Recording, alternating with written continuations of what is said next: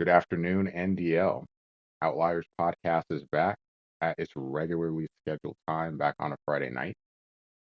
I've got Coach Vic on here. Mr. Vic, how you doing tonight? I'm all right. How you doing? Awake and well. And we Hey, also have a guest.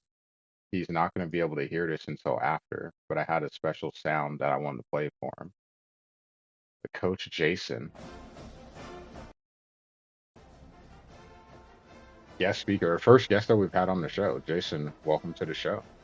How are you Well, doing tonight? now you got me wondering what this sound is. Oh, you'll be able to hear it when you hear it back, Oh boy, and it you'll better not be smile. Rocky Top. If it's Rocky no, Top, we're gonna have a problem. I'll give you two guesses, and you'll probably get it right on the first try. What do you think it is? It's probably Rocky Top. I would never, never do that to you. Even though I'm a Nebraska fan first, I'm a Kentucky fan second, so we can share that. It's Kentucky's fight song. So Okay, I felt like okay. that's the proper introduction for you. I Other was I than was figuring it was gonna be Rocky Top, but yeah. nah, Jokers couldn't pay me enough to put that in. But hopefully you are doing well tonight, sir.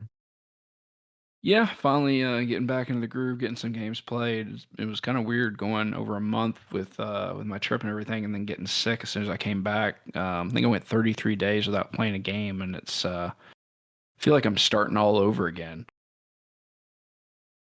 Man, that's a long time. That's a long trip too, though. But from the stuff that you put up on Discord, it looked like you had a lot of fun.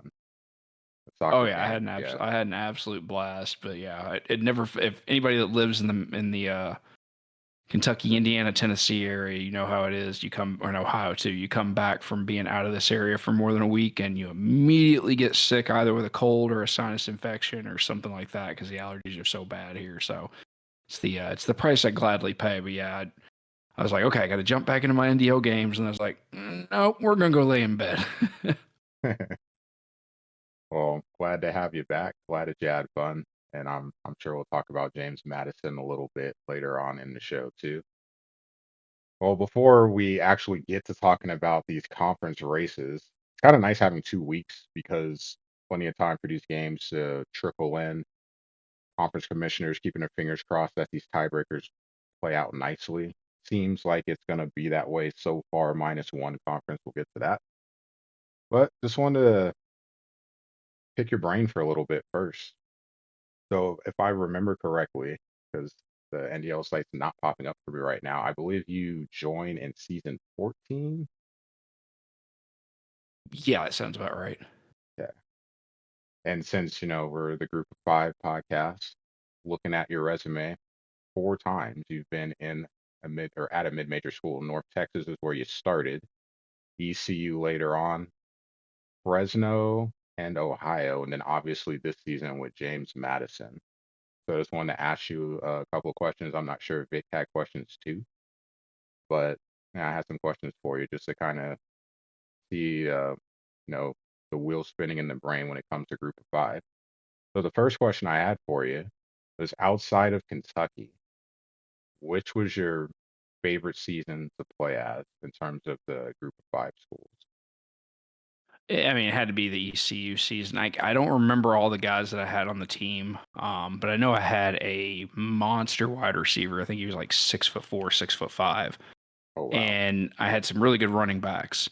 So when I've always been a guy who likes to run the ball first because, as the saying goes, when you throw the ball, there's three things that can happen, and two of them ain't good.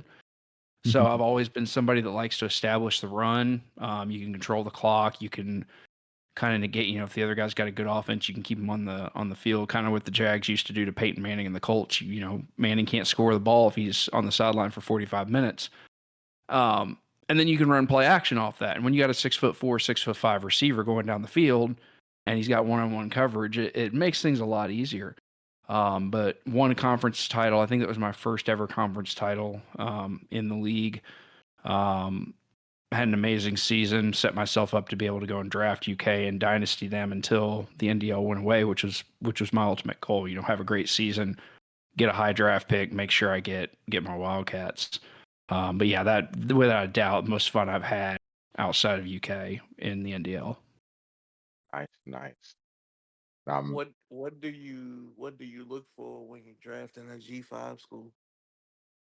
So what I used to look for back when I actually had, 10 years less wear and tear on the body and the eyes and had stick skills.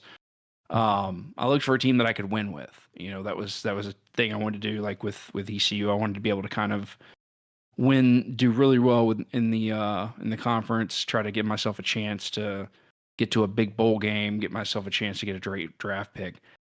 Um, it was a little bit different this time around. When I took Fresno, I had a really bad draft pick, and so I was just trying to take best available at that point. And um, I've always been somebody in the past that liked to play with defensive linemen. I'm really good with user pass rush, and Fresno had Corey Freeman, who has platinum quick jump. So when I was able to get him and a good running back, I'm like, all right, I can do something here and try to set myself up.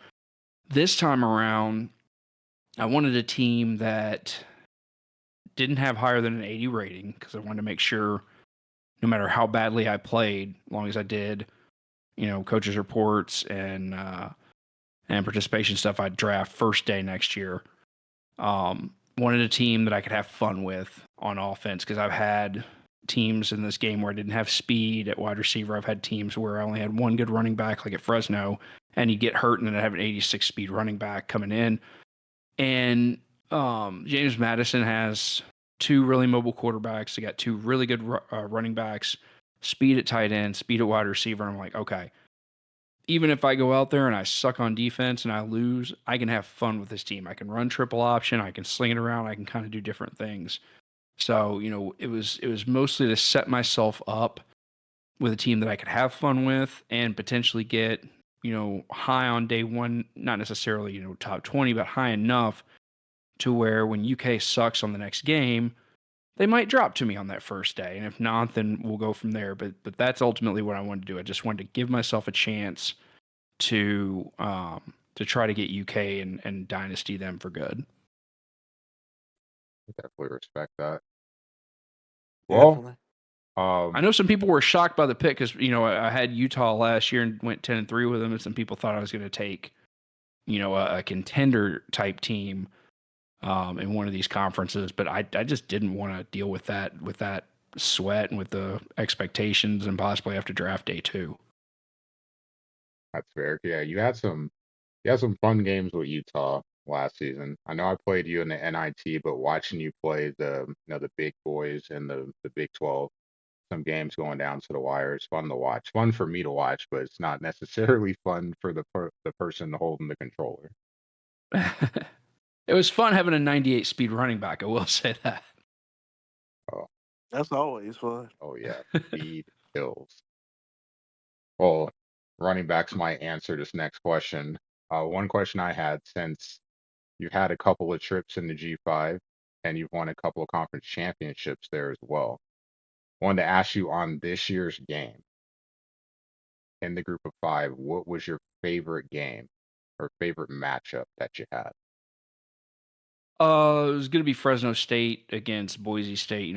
That season 29, I went I went 0-5 in non-conference and bowl game, but then I went 8-0 in the regular season, or 7-0 in the regular season in conference, and then won the conference title game.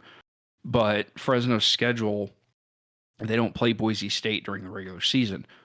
So it kind of helped me go undefeated. And then I got to that Mountain West title game, and I'm like, okay, I'm going to lose. He's got Genty. I'm going to give up 250 rushing yards. It's going to be what it is, what everybody's kind of dealt with Genty. And instead, held Genty to 100 yards on I think 33 carries. Shut down his running game, pulled off the upset.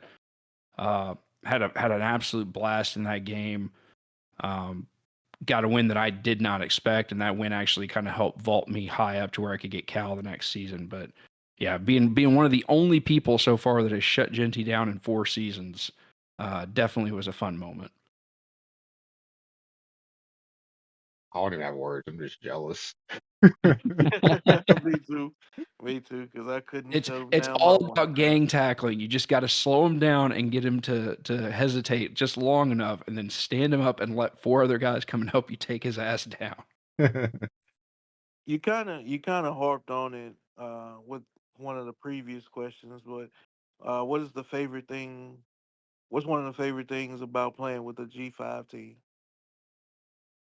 I think the biggest thing for me is, when you're in a group of five conference, you're playing a lot more guys that are just here to have fun.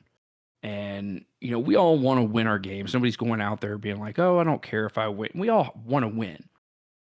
But nobody in the group of five, for the most part, unless it's a newer guy or somebody who really, really wants to set themselves up to get a big team, nobody's going out there running money plays all the time. Nobody's going out there pulling out all the stops to win. You got a lot of veterans, you got a lot of casual players, guys who just want to go out and have fun. And for me, those are the games that are most enjoyable when you're playing somebody you've got a history with, you built a rivalry with, and you're both just going out there and calling random plays. You're calling plays that you've never called before in that particular game. You're not going to sit there and see the same play 4, 5, 6 times. Um, there's also, you don't have all the pressure and the expectations. When I was playing games with Utah last season, I felt the pressure at times, and it's feels silly to say that over a video game, but when you're playing a game like when I played against BYU, that was a game that would determine whether or not I drafted day one or day two, because there were so many different aspects of my contract that were on the line. And so, we're getting down to the final minutes, and I've got a chance to win the game with a field goal. And I'm literally sitting there third and two from the third and two from the 3 yard line, and I'm like, okay, I need to get 2 yards and go down before I go into the end zone because I don't want a chance to drive down the field. And it's things like that that I'm just like, I don't want to deal with that again. I just want to go and have fun and play in a smaller conference to where if I don't win a game, it's not going to cost me drafting day one or day two. Um, the other part of it is too, it's you don't have the ridiculous home field advantage, which I think for me is one of the least enjoyable things on this game. There's very few teams in group of five that are going to have a stadium where you can't read the icon over your receiver. So you can actually just play the game and not have things like that dictating who wins. You know, I definitely gonna add to that right now because it just is PTSD. I just played Mike 2 days ago. My entire offense was cold until about midway through the second quarter, and that's with having the ball twice. I drove down and scored a touchdown twice, and the offense was still cold. Could not call an audible. None of my hot routes were being read, so I'm just like, we just call the play and we just run it. I can't do anything else. If I don't like the look, I just have to burn a timeout. It's insanely. It's an experience, I'll say.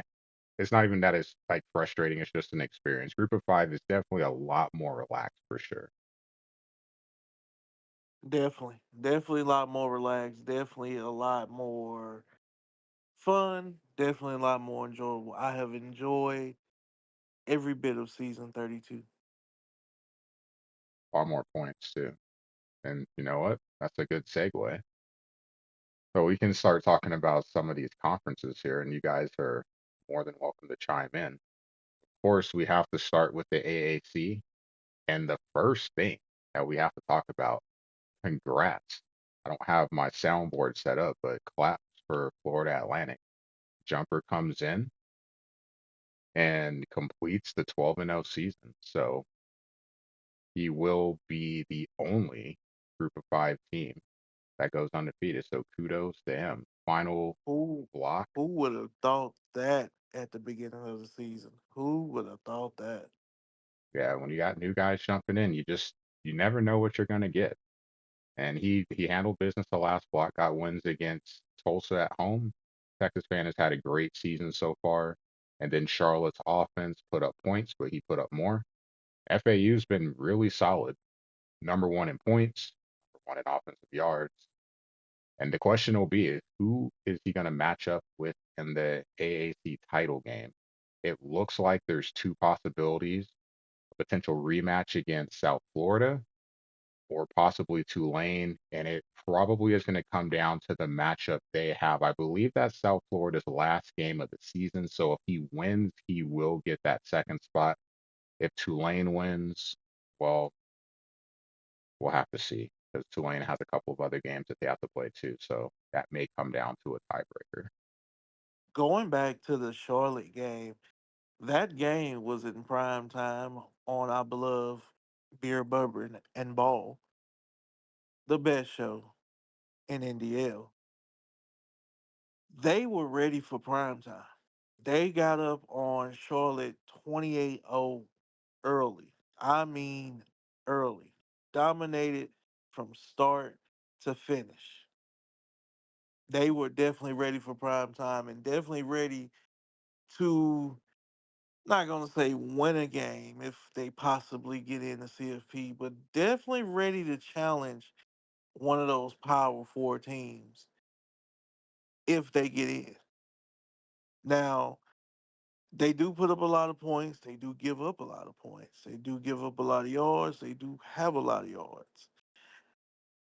That USF Tulane game, to me, I've been personally waiting on it ever since that block came out. I believe it was block 4. I've been waiting on that game ever since.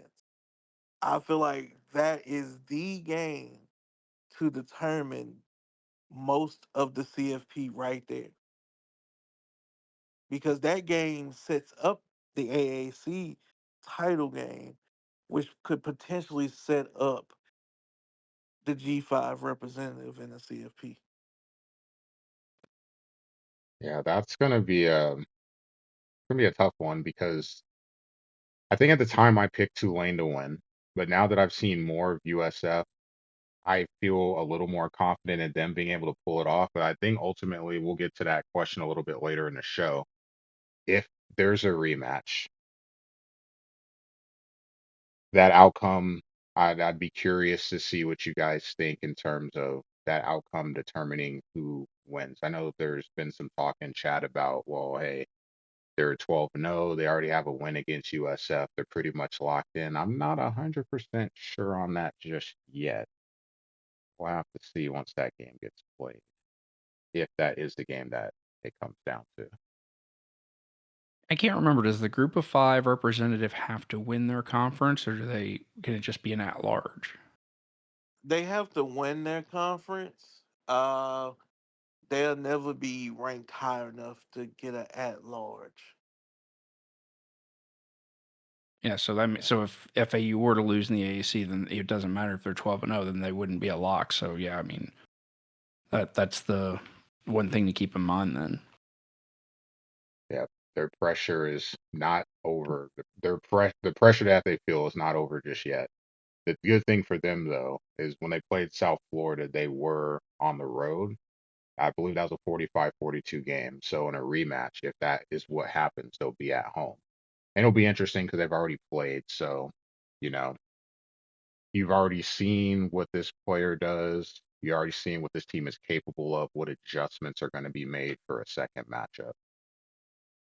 Yeah, it'll be completely different if he happens to face Tulane rather than the USF because that's a opponent that he's not familiar with. Yeah. And as a whole, the AAC has been pretty solid this season. 6 teams for now, because there's still some games that have to be played. There's some teams that are kind of, on the fence, but a lock right now, 6 teams that are bowl eligible. No surprise, FAU, USF, and Tulane, they're all ranked. That's part of the reason why they're ranked, because they've been winning games. Charlotte is 6-4. They'll be going bowling. Tulsa 8-4. UTSA 8-4. So Mort and Texas Band both having great seasons, setting themselves up well for the draft for season 33 for sure. I'm looking forward to watching Charlotte play in their bowl game too. I really hope it's not against me. I enjoy watching, like, there's a list of teams, like having to do the Sports Center. There's a list of teams that I look forward to watching whenever they play, just their style of play. And Charlotte is a really fun team to watch. Yeah, they are a really fun team to watch. They put up a lot of points, score very quickly. Uh, UTSA too. Coach Mort has came on and lit it up. I'd have to say we really fortunate. You're always worried when you get new coaches. Like, first of all, we just have to get them out of the introduction section without posting spam. But once they graduate to actually getting to the live chat and getting a team, we've got a really solid group of new coaches this season. So kudos to those guys. Well, next up, we've got Conference USA. I think this one is a little more cut and dry. Jacksonville State was undefeated in conference play. I think that got changed earlier this week. Maybe Vic knows something about that. It did get changed over the past week. They're undefeated no more. Yep, Sam Houston picking up the win, but Jacksonville State still has they'll have the be able to host the conference championship game with their conference record, and it will be against either Louisiana Tech or Utah. Actually, I think it is going I to be against believe Louisiana it's Tech. I believe it's going to be Louisiana Tech versus Jacksonville State because they hold the head-to-head tiebreaker over UTEP. Liberty is still kind of in the race, but they lost to UTEP, who Louisiana Tech beat, so that kind of eliminates them. They got the ultimate tiebreaker. Well, Oh yeah, yeah, that'll be a fun matchup because they already played in a regular season. And again, these group of five teams is putting up points. Jacksonville State won that matchup 52-49. So, man, it's a lot of points. Def- 100 definitely plus one of points those. again. Definitely one of those back and forth shootouts. No comeback needed. Just a back and forth. I score, you score. Whoever has the ball last wins. I feel bad in this situation because UTEP was off to a hot start. They started out well in conference play, and I feel like we might have cursed them when we were talking about teams that were undefeated. And right after that, they lost, and they got a couple of losses in conference play.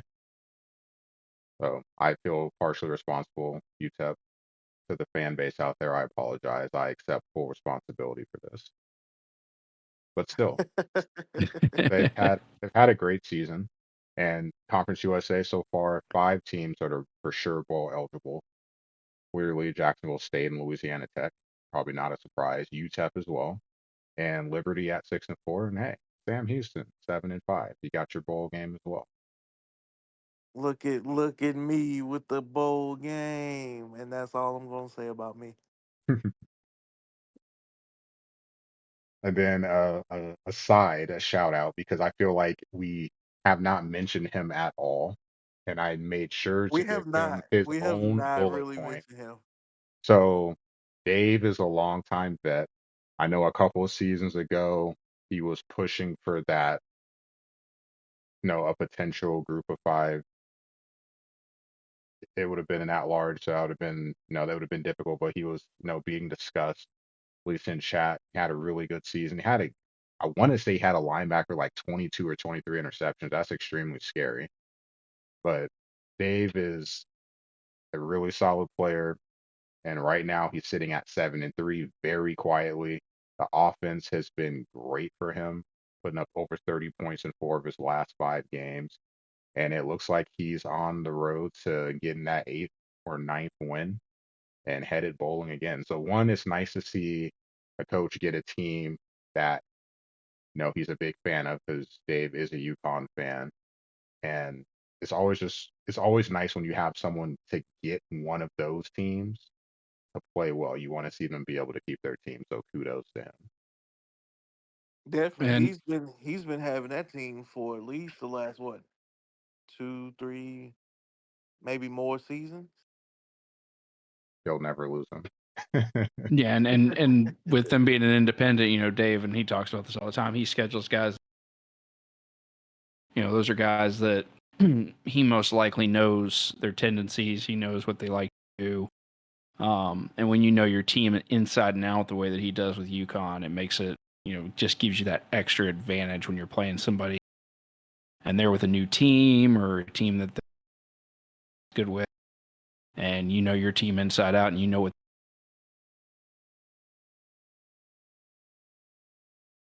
It makes it make this something is definitely has to be said for being able to keep a team an extra season because you start to learn the ins and outs and nuances. Just hey, even though this player's rated higher, I see this player plays better in this situation, so he gets to play there. Versus when you're getting a team for the first time, you may not be looking as deep. You're going based off the overall, or maybe just based off the speed. When there's all these other factors that may decide that hey, this player should be starting over this player, or with this type of personnel, this player should be going in instead. That would I'm not definitely gonna help. lie. I'm not gonna lie. You're still, if you're not playing a lot of not sim. I'm sorry. If you're not playing a lot of scrimmages and you're not really playing your beefy cup games or anything like that before the season starts, if you're one of those type of people who don't do that, you're still working out the kinks through at least the first 4 weeks. Yeah, You're still working out who fits well with who, what scheme do I have, or anything like that. Like, what do I do best with this team? And it's hard when you're changing teams, especially I've personally changed teams myself over the last 3 seasons. Um, but I do play a lot of scrims and stuff like that um, to figure out what I need to do with this team. And sometimes, even still, once you get into the season, because people may play you a little different or anything like that, you're still working out the kinks through the first few weeks. I'm sure. I think between the three of us, we've all had a different team every season. What are the odds? Yeah, we have. Yeah, we have. Yep. Well, shout out to UConn. Just wanted to show him some love because I feel like he just gets overlooked because he's independent. He definitely does. Another conference race that we have to talk about, and we have to get to the nitty gritty of actually, is the MAC conference. All of a sudden, here comes the MAC. Maction, if you will. At first, throughout most of the season, even before the season started, we was like, Chip, the fighting chips, Dr. Bush or bust. Dr. Bush is going undefeated. All that great stuff. And then a couple weeks ago happened. He lost to Northern Illinois, and that ruined everything. Uh, yeah, it's made things And a now, little complicated for sure. yeah, and now Northern Illinois is the front runner for the conference championship. Uh, they still have to play Akron, who's also undefeated in conference play, but there is a chance that Central Michigan doesn't make the MAC conference title game. That situation is if Akron beats Northern Illinois, and that becomes Northern Illinois' only loss. It will be a rematch between Akron and Northern Illinois in the MAC conference championship. And therefore, Central Michigan will be on the outside looking in. This is what one of the things I was talking about earlier. It's kind of tough. One loss all season. Not only does it keep you from going undefeated, and he was a favorite to get the group, be the representative in the group of five for the CFP, but then maybe not even being able to play for your conference championship. That is very brutal. And we'll have to I see. wanna I wanna ask Jason a question. Do you feel like we talked about it early in the podcast? Do you feel like there's more pressure for a top tier Power Four team, or more pressure for somebody like Chip in Central Michigan to be favored by so much by so many, and then now you're on the verge of not even playing for the conference title just off one game. I mean, if it's just off one game, it's absolutely power five or a group of five because if you're a power four school and you lose one game, you're going to the playoff. You know, if it doesn't matter if you win your conference or not. If you're if you don't win your conference and you lose one game, it means you're probably in the SEC or the Big Ten, and it means you're one of the best teams in the entire league. Um, you know, it was one of the things when I had Fresno that first year, there was a lot of pressures I started getting later in the season because again, you know, you look at my record's, you know, 7-4, 7-5 because I lost out of conference games, but I'm undefeated in the conference. And while I'm not going to get in the playoff, you know, it's like, okay, well, I can win the conference, I can get all these goals. Every game matters because if you're a above average coach in a group of five school and you have a good team or a team that suits to your playing style, you can go on a run and you can win 10, 11 games.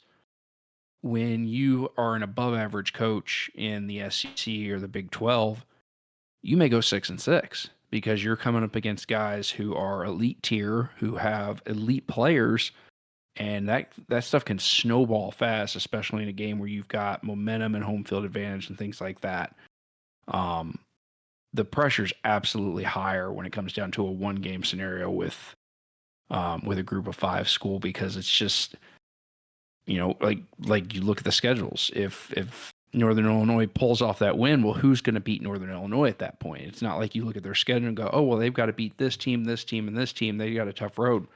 No, that one game against Central Michigan could, no offense to other coaches, but it could be the one game on their schedule that they win that one. They know they're home free.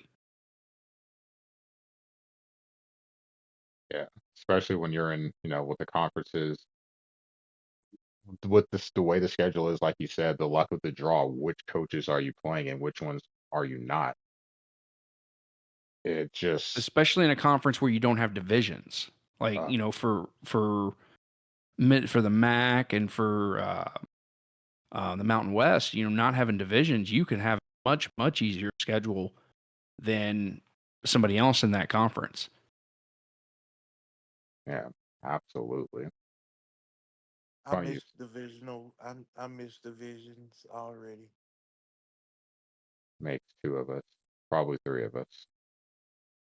You know, like when you look at, and I'm not at all involved in this conversation, but when you look at a conference like the Sun Belt, where you know it's not just well, I've got to be one of the best two. And I think we ran into this last year.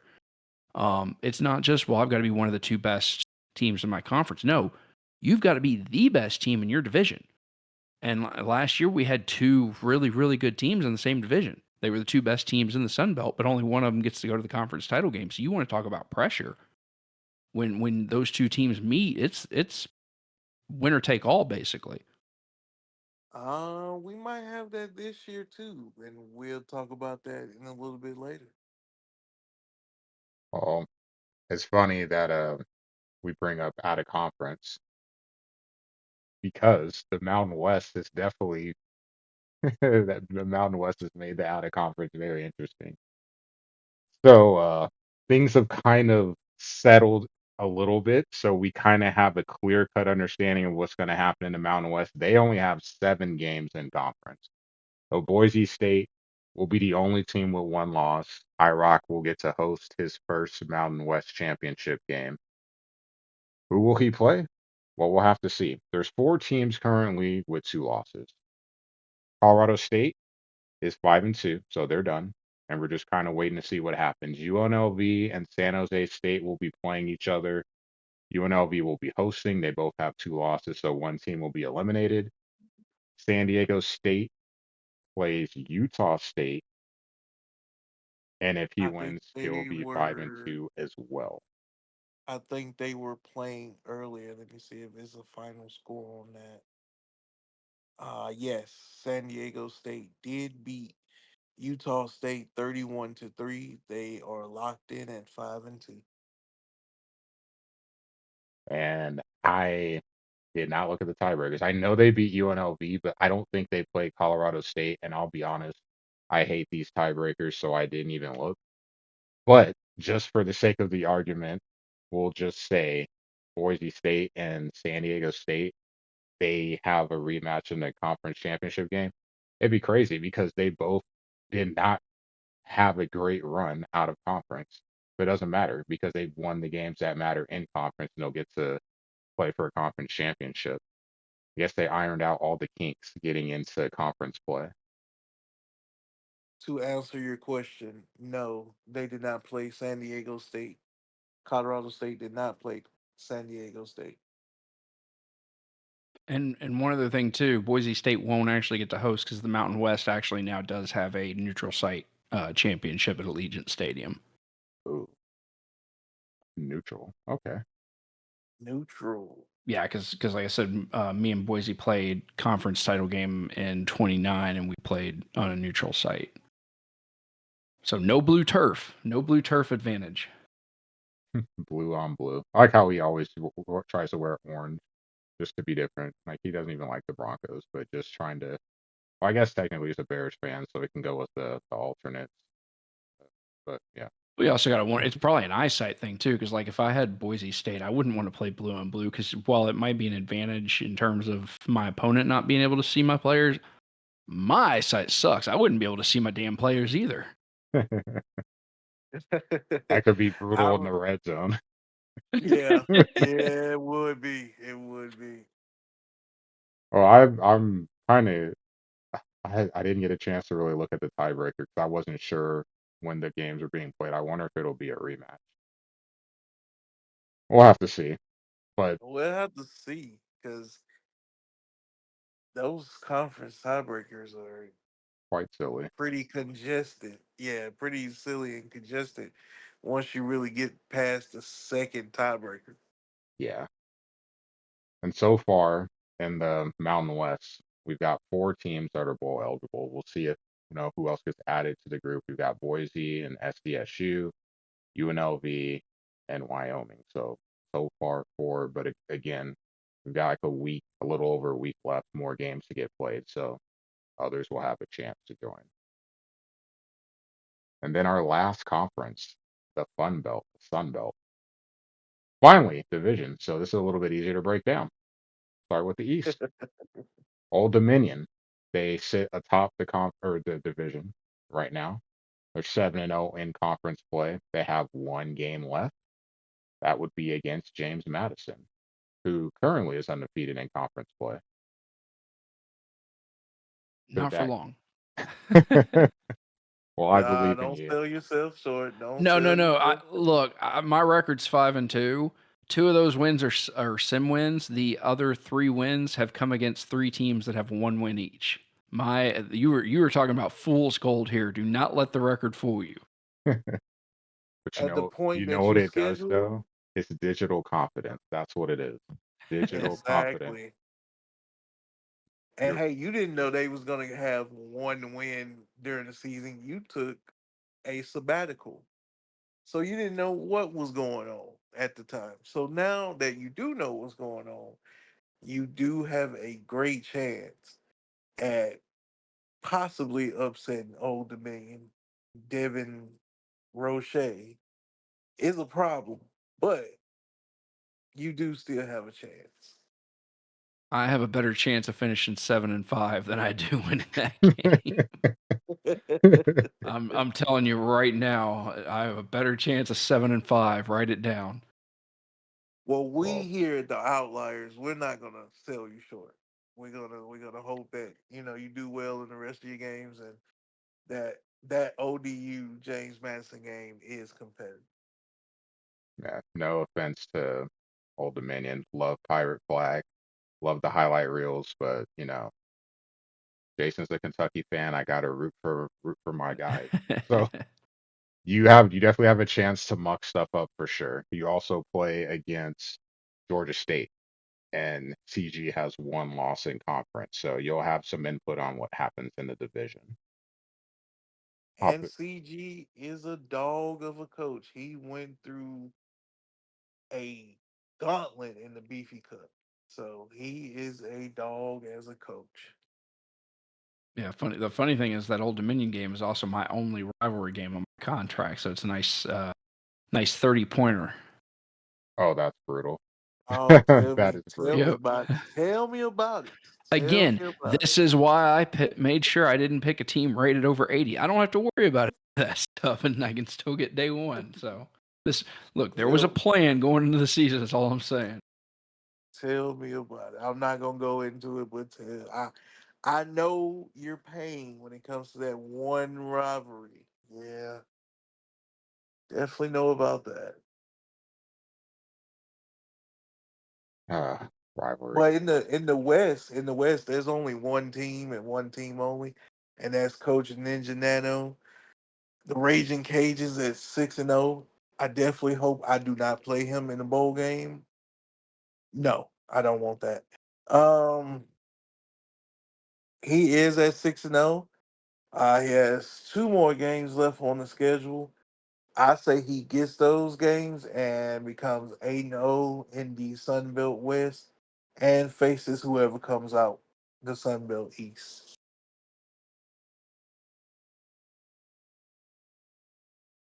Hmm. Kind of rooting for him to, I'm happy that he gets to play, that he'll get to play in a conference championship game. I've enjoyed watching him play, and when he was at Stanford, he had pulled some big upset wins too. So all interactions with him, he's been a really cool dude. So just happy to see him get a chance to have a spotlight game, and I wish him the best in it, whoever he plays against. And the Sun Belt has six bowl eligible teams. The teams that we mentioned so far: ODU, Lafayette, ULL, Georgia State, Marshall, Central, I'm sorry, Southern Miss, and South Alabama as well. Also are bowl eligible. With James Madison coming, you heard it here first. You heard it here first. You definitely heard it here first. Definitely a bowl team. Definitely challenging for that top spot in the Fun Belt East. 7-5. I'm telling you. Hey, it gets you to where you're trying to go for next That's season, right. so that works. That's right. And I get those bowl game bonus points. Every little bit matters. Facts. Definitely. Well, I didn't really think about the FAU thing, so I guess we don't really have to answer that question now. I did not think about it. I always thought of it as being an at-large and not a conference champion.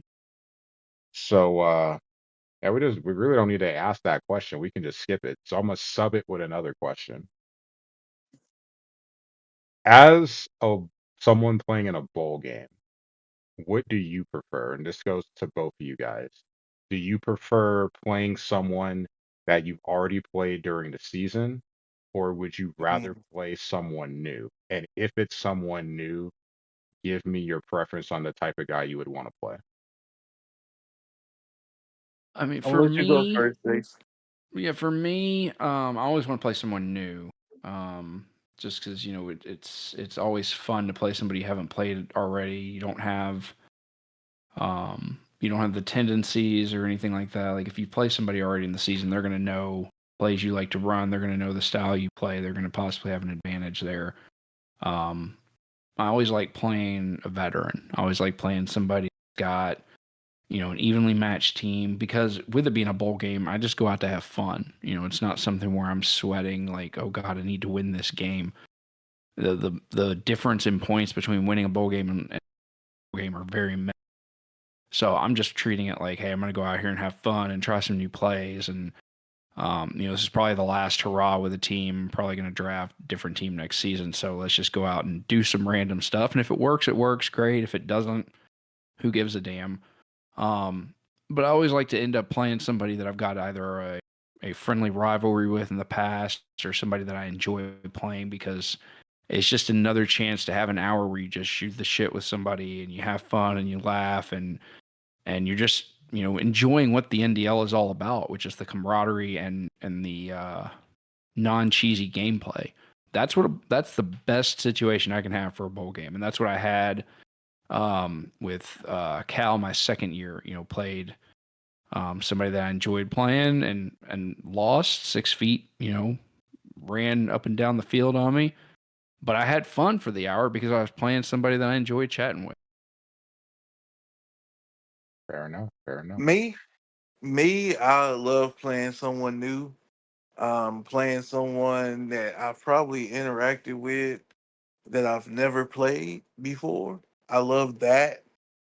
I don't as a I have played someone twice, once in the regular season and once in the bowl game, and that was Ninja Nano. And that's why I don't want to play him no more. Because he did blow me out twice. He knew exactly what type of offense I was gonna run in the bowl game. Um he quickly jumped out on me after I jumped out on him 14-0, and it was not close after that. So I'd rather play someone new, someone who I have interacted. It could be a new person, it could be a veteran, just somebody new that we possibly could have similar styles against. So it'd be a fun game. Love having fun, especially during the bowl games. The bowl games are all about fun. Like, we're getting points no matter what, win or lose. Let's just have fun out there. Yeah, I'll be honest. I've never cared about winning a bowl game. It's just go out there and it's. I don't play a lot of scrimmages, so it's a chance for me to try some stuff or add some stuff in and just see how it works.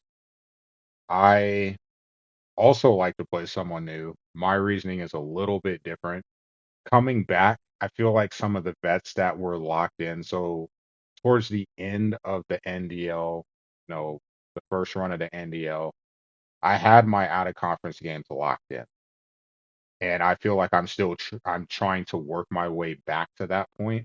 The only one that I have that's a lock is IROC, and then it just kind of depends on where we go from here. I guess going forward, I'll have Florida as one until Florida State gets rid of me, when I lose to Mike enough.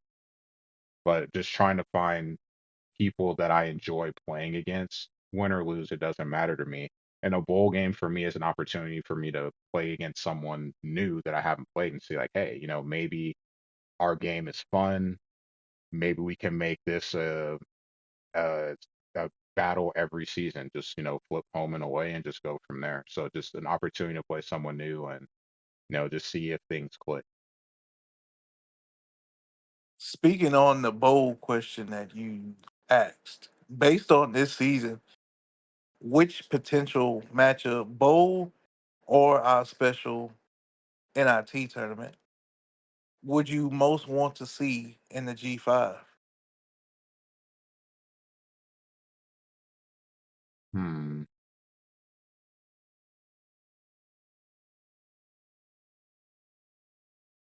Not entirely sure I understand the question. Like it's if well if So go ahead, go. I'm sorry. I was gonna say it's if you could pair two group of five teams against each other in a game, Gotcha. what matchup would you like to see?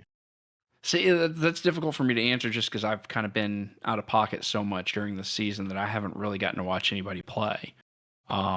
So if I'm just going by records and things you guys have said and stuff, I would probably say um, that I would like to see. Man, that's tough. I mean, I obviously Jumper and FAU, but at the same time, like I don't want to. If that means that he doesn't get to play in the playoff, then I wouldn't want to see that. But if that's completely, um, if we're just talking in a hypothetical, I would probably say FAU versus Central Michigan. Ooh, that'd be a fun one. That would be a fun one. And I know that I know Northern Illinois beat Central Michigan. That's no knock on him, but you know Chip is still we've all seen what he's done in the NDL. He's still for me the that S tier of the group of five year in year out. Yeah, CG brought it up earlier in the chat. Only one loss, 3 seasons, one conference loss. That's pretty impressive. That's always impressive. I shout out to him about that. That's one of those things you go, wow, did that really happen? Yeah, it did. What about Uh you? What about you, Vic? me, me, this is what I do talk about me. I want to play, if I could, in a matchup. I want to play somebody that I did play in the scrim that was a back and forth matchup that's just joined the media team, and that's Coach CG. Would love to run him back against him in a bowl game. Okay, we'll see You're what just the. saying that because he's in the chat right now. You're just trying to butter him up. No, no, no, not at all, not at all, not at all. If we're talking G5 and G5 only, yeah, yeah, we had a hell of a game. Me and him in a scrimmage, we had a hell of a game, and I loved how it turned out. You know, not gonna say who won because it doesn't matter.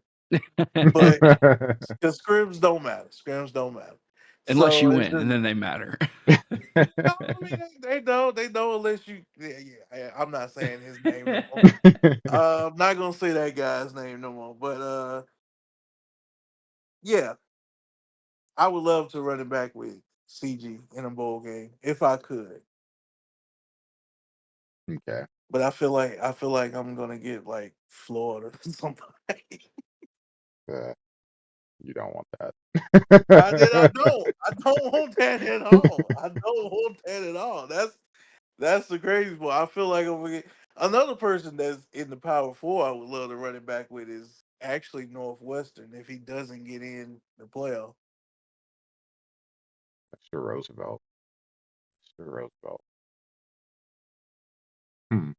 Well, I've got three. I'll keep it quick since I've got a few more because I've had some time to think about this. So the first one I think would be a cool matchup. Well, first of all, Rice would have to be able to make a bowl. I believe he is 4-4. I'm trying to pull up the standings to check. He is 4-4. I believe in him. I mean, I should. I picked him in the media draft, and yeah, media draft. We don't want to talk about that right now. But I think Rice and Marshall would be a fun game. First of all, they have different styles. Boss Ranger is more of a defensive guy. Sergeant Lingus much more of an offensive guy. And I know that Rice has had his struggles some with guys that have put up points. So I like to see, after finishing out the season, he makes a bowl. If they were to meet up, how that game plays out. Has he got the hang of the defense of the Owls? What adjustments does he make? And also because they're two of the younger guys in the league. They're, both still, I believe, both still in high school. Maybe. I know Boss Ranger is. I think Sergeant Lingus is too. Well, they're young. They're both under 20. So I would like to see that matchup, just, a youth matchup. I think that would be cool. Two, Chip against Boise State. Both of those coaches run the hell out of the football. Both their running backs have over 2,000 yards. They need to suffer against someone else that runs the ball with that kind of success. So I think that would be an interesting matchup to see Luke's against Genty. And then the last matchup would be Tulane. Wes is a vet in the league. He looks like he's got the hang of Tulane. It took him a little bit. He wasn't liking them early on, but I'm not sure he fully likes them. But he's been solid so far. I would like to see him match up against Old Dominion. Like to see what the vet has in store for trying to slow down Roche.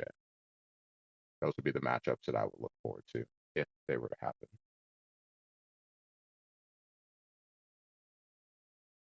And then the last section, the last topic really to talk about is, do any of you guys have shout outs for any Group 5 teams or conferences? Wanted to try to do a segment to stay away from talking about the guys at the top try to give some love to some other guys or gals in the conferences. Uh, you guys can go first if you want to. I don't really have, again, um, I've only played 5 games, one of which was beat down by Homie, which we won't talk about. So, I haven't played a whole lot of guys, and I haven't been able to watch a whole lot of games. I would say, of the few games that I have played, Jeff Daddy beat me. Jeff Daddy's an awesome guy. He's fun to chat with. He's fun to play against. Doesn't care if he wins or loses a whole lot. Just out there to have a ton of fun. Um, Unfortunately, like I said, the other 3 guys I've played only have 1 win each, so I can't judge them too much. I don't know if that's just the product of the teams they have or what the case may be, but um, so yeah, unfortunately, don't really have a whole lot of input on that one. No worries. Well, Ask me again in a week, and I'll have a different answer for you. You know? After I play Old Dominion and I play Georgia State and I play Marshall and yeah. oh, I do have a few teams. I have Coach Jay Willie over there in Southern Mississippi, even though he makes his quarterback look better than what he is. Uh Oh, Coach Shotty you mean he's thrown more than 3 picks this season? more than 3 picks. More than 3 picks there. Coach Shotty Mack over there in Buffalo. Coach Higgins at Northern Illinois. We mentioned him earlier. Coach I Crashed My Car, who is not Dale Jr. at Charlotte. And Coach Jeff Daddy, of course. And of course, my guys, Coach Beer Cop, who's 5-7 with Colorado State. And Coach Wobbles over there in Fresno State. Those are my guys right there. Oh, they always get a shout out for me. If I can shout them out every episode, I will. Because those are my guys right there. all right. Um, I'll do a conference shout out. I'm not sure which one will finish first, but want to give shout outs to Conference USA and the Mountain West. They're going to be it's going to be a tight race between the two of them to see which conference finishes all of its games first. I've been watching. So shout out to both of them, just the groups of coaches, being able to get the games in. Wanted to shout out the new coaches and the MAC as well, especially Big Buckeye coming in with Ohio, joining mid-season, has already played all 12 games, qualified for a bowl game too, Wow. finishes 7-5. So Yes. kudos. Took 2 weeks, right? 2 weeks to play all 12 games, right? I commend that because I don't think I could do that. That is impressive. Get all 12 games in and is enjoying the league so far and the chats we've had. So that's good stuff. Love to see it. Welcome to the group. Also wanted to give a shout out to UNLV, Black Rain having a good season. I don't know if he's going to qualify for, I don't know what the tiebreakers are for the Mountain West, but even if he doesn't, still either you finish 8-3 or 9-3. Again, I love to see someone be able to get either a school that they went to or a team that they're a fan of and have success. So want to give a shout out to him. And I know they're technically not in the group of 5, but I'm going to sneak them in anyway. The Pac-12, Washington State and Oregon State, both are done with their games. Washington State finishes 11-1. Oregon State finishes 7-5. Doc and Lick. So want to give them a shout out as well.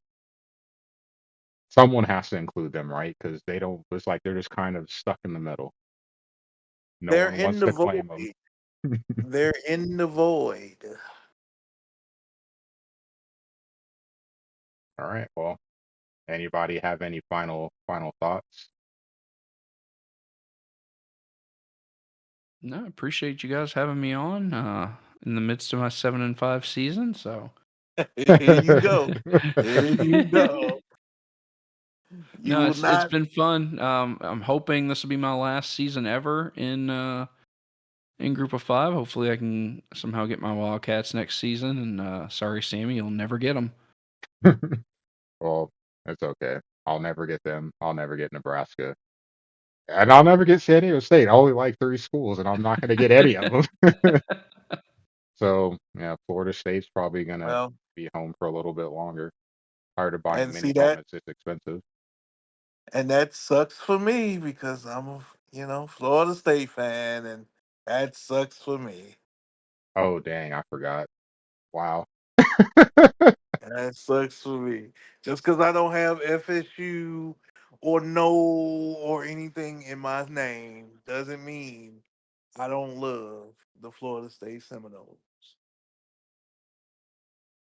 You kind But of do you must be really love sleeping. them if you don't have something FSU in your name?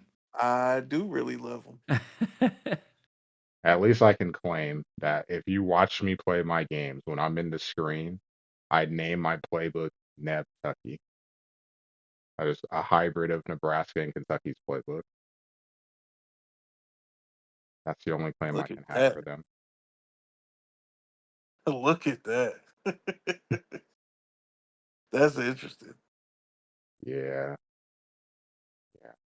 Well, Jason, I appreciate you being on with us. You're welcome anytime. Great having you. And we will go ahead and call it there. Thanks for listening, NDL World. We'll see you next week.